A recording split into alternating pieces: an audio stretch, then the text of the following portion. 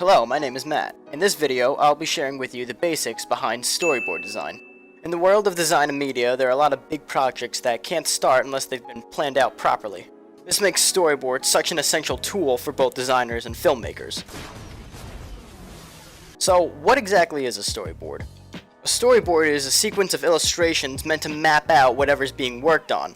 Storyboards utilize visual language to highlight key moments and interactions taking place within a project. Depending on the type of project and the task at hand, storyboards can range from being super in-depth and very long, or a series of quick panels roughly sketching out simple movements and sequences. You don't have to be a drawing expert to create a storyboard. The most important aspect of a storyboard is to convey information. As long as you get your point across as to what action is taking place or what's going on within the scene, then the storyboard has done its job to help the foundation for the project. So you may have heard of a guy named Walt Disney. He and his production company were among the first people to start utilizing storyboards for their films. There's a lot going on in film and animation, and a written script by itself isn't going to cut it when trying to plan things out. The storyboard begins with directors and screenwriters sitting down with either an illustrator or a graphic designer to help pre-visualize how each scene will go. It's then up to the illustrators and designers to bring the script to life in a sequence of rough drawings. This is so that actors, camera crew, visual effects artists, and coordinators have the visual information to create the respective scene or interaction going on within the film. It all starts with a panel, what exactly you'll see on screen, or within a camera shot. Panels come in a variety of different shapes and sizes, but are typically drawn to fit the screen that the project is going to be on, or what's called the aspect ratio. Generally, a basic rectangle or square is the usual go-to shape for a motion design or motion picture project. There are exceptions. Sometimes a storyboard will follow the dynamic panel layout of a graphic novel or comic, usually if there's a lot of exaggerated frequent motion to be captured. Then of course there's the panel's contents, all the details that are intended to take place during the sequence.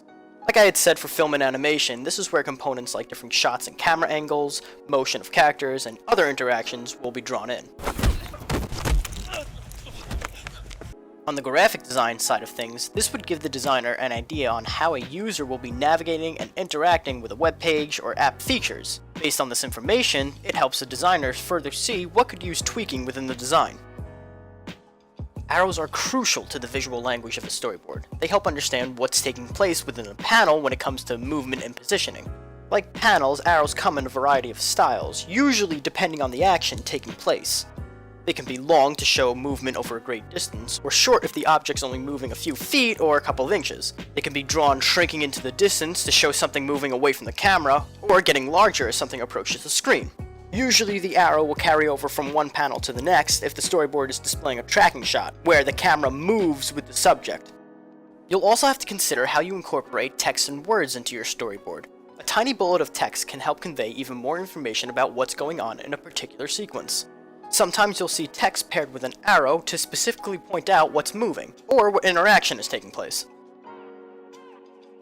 The most important thing to take away from storyboard design is that you're essentially making the blueprints for the project you plan to work on.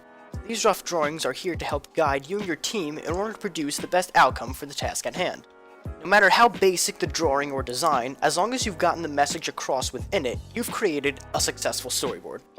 I hope this little guide helped you see how storyboards work and function, and can be used to bring your designs and visions to life. Thanks for watching.